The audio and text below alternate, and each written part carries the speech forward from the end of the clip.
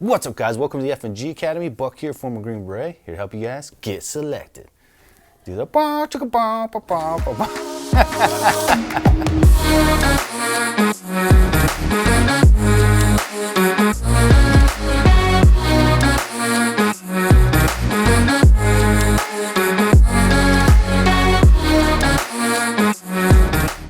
What's up, guys? So I wanted to do a quick video talking about my everyday carry. Having a lot of experience with guns, I get a lot of questions about what I prefer to carry, what weapon system I recommend, and how I have it set up and why. For a lot of you guys are shooters, you already have your kit worked out. You know which kind of guns you like, you know how you like them set up.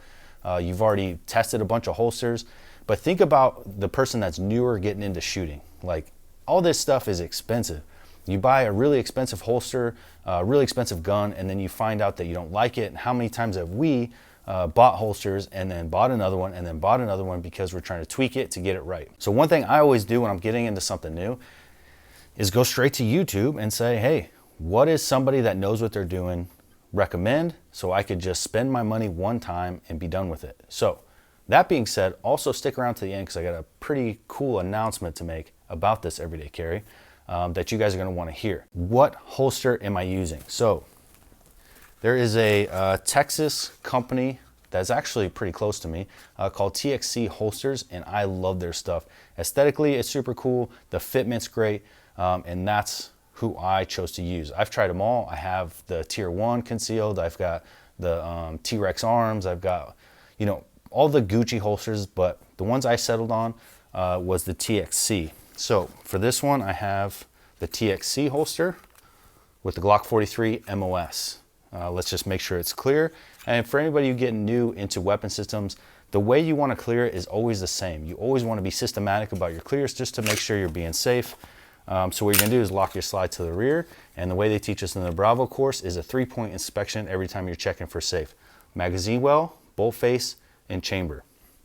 And so if you just keep that in your head and you always do that 3-point inspection. One time I was on the 18 Bravo course and I did a quick inspection. I just looked down the magazine well, bolt face, but I didn't check my chamber.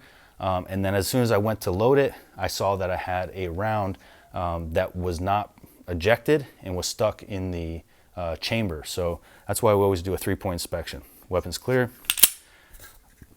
All right, so I really dig the TXC holster. So if you guys want to get one of those, you're not going to be disappointed and you're not going to have to buy this twice. So what you're going to do is first, you need to get your carry gun set up, because that's going to dictate what kind of holster it is. If you want a light on it, if you want an optic on it, you know, which light you're going to use is going to change what kind of holster you're going to get. So before you get your holster, you're going to pick out your gun. And I don't know if anyone would argue the fact that the 43X is probably the best concealed carry that there is. It's a single stack 9mm. Before this, if you wanted something super compact and super small, you're looking at the 42, which is a cartridge in a 380.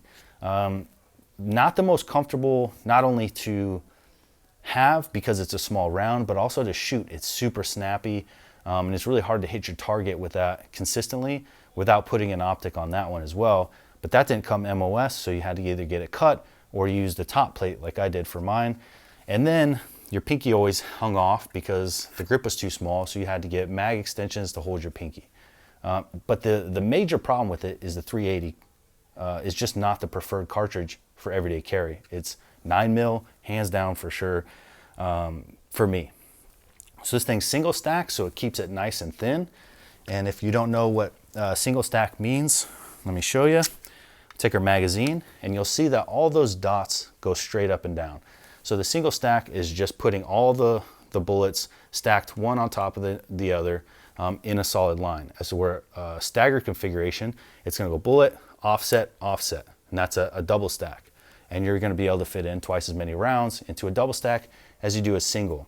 So this is going to give you 10 in the magazine, 1 in the chamber. And that's something you're going to have to get comfortable deciding. Do you like to run one in the chamber or not? Whatever. Everyone's going to have their opinion.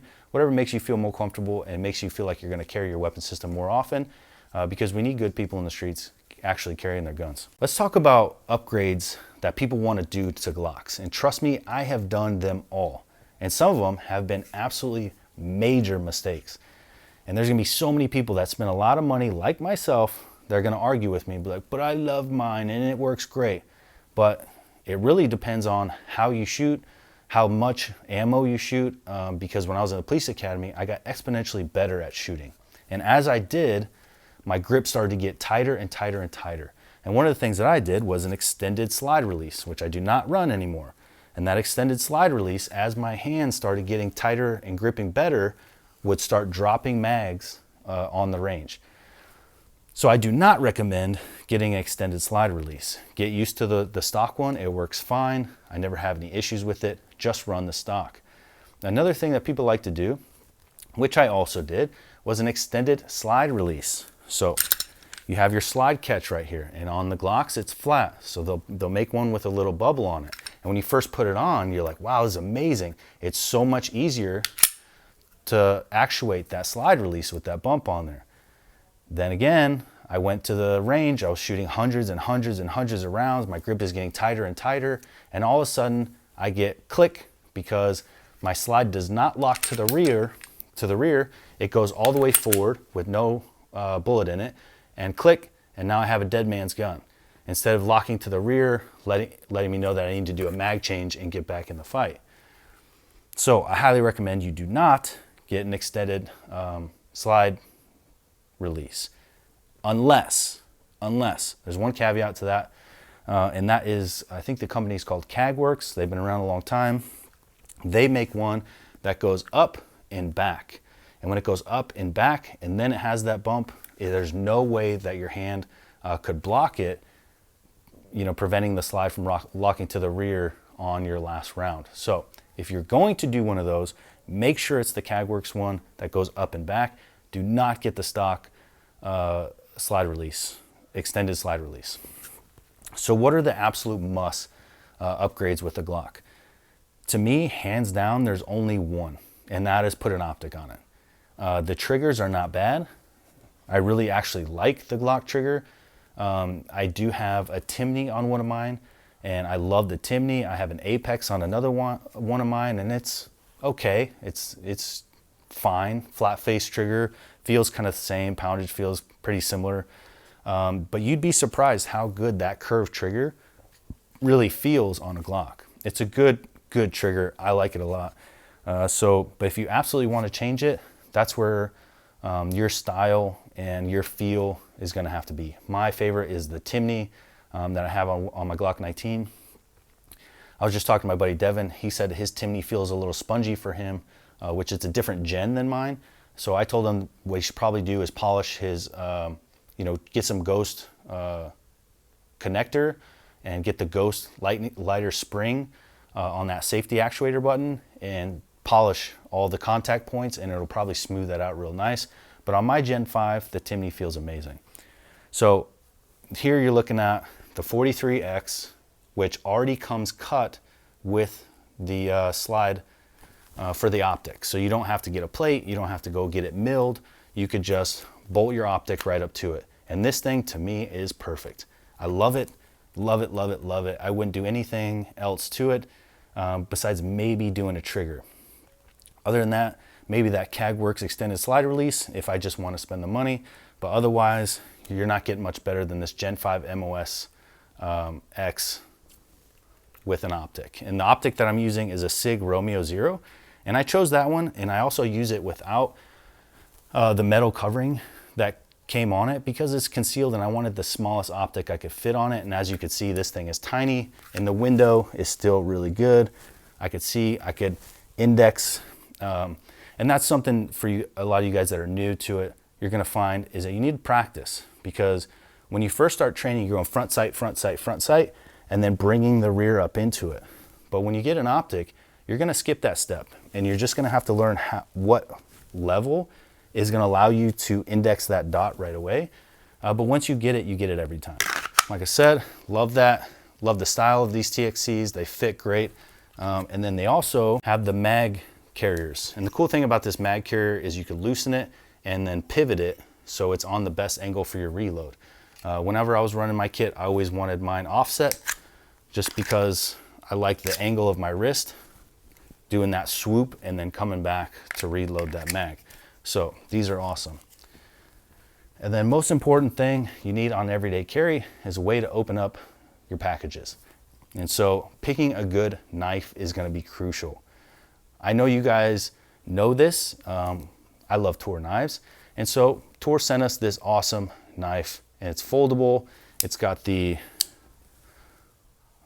like what do they call those, the Tonto tips. I'm not a huge knife guy. I just know that I want something quality in my pocket, and I always want something that's like gonna last and I don't have to buy another one, because let's be honest, knives are not cheap. So I want to buy it once, buy one, what do they say, buy one, cry one, and make sure that I have something really quality and really good. So I love this Tor knife, and of course I'm going foldable just for my everyday carry, because it just slides in my pocket, use it to open anything I need to open, and if I ever need it in a self-defense situation, she's going to do the trick. So great knife. The action is beautiful, super sturdy. I love the thickness of that blade, and this thing is going to last forever and ever. That is what I am carrying every day, and that is why. And the big announcement is all of this is going to go to one of you guys. So I am giving all of this away. Here it is. This is all going to you guys. That's right, a gun with an optic and holsters and a Tor knife is all going to somebody on April 27th, when we're premiering the first episode of our new show, Special Forces: The Next Generation. So you have to tune in order to be eligible to win. You need to be able to legally possess a firearm, and you're gonna have to show your ID and pick it up from an FFL. We're gonna do this 100% legit. I'm not just gonna mail you a gun. I'm gonna mail it from FFL to an FFL. You have to legally possess one. You'll have to do the background check at the FFL, show them your ID, obviously, all that, and then you'll have this gun waiting for you. So make sure you guys tune in April 27th for the new show, Special Forces Next Generation. Let your friends know about it. The more views it gets, we'll ensure that it keeps going and we can keep filming this show, because we think it's the future of special operations shows. So thank you guys so much, and congratulations to whoever wins my everyday carry. I'm gonna cry when I have to give it to you. All right, guys, talk to you later. Camp Landing is in Stark, Florida, which is probably one of the worst places you would ever want to do an SFRE. It's called the Special Forces Readiness Exam. You can come right off the street as a civilian, active duty or guard, different branches. You can be a Marine or in the Air Force and try out for the unit. I was going for a miracle. I'm an older guy. No, it's about business. It's about the standard. It's just my job to just show up and just get it done. I was nervous, I'm not gonna lie. For this show, we just wanted to peel back the curtain and show people what it's truly like to become a Green Beret. We want to see that grit and determination more than anything. If you refuse to get back up, then it's a failure. For this selection process, we had 60 high-speed people show up. I promise you that none of these guys are gonna leave the same way that they showed up. They have no idea what they're in for. Whatever led you here, you must have been lying to yourself about the reality of it. Let's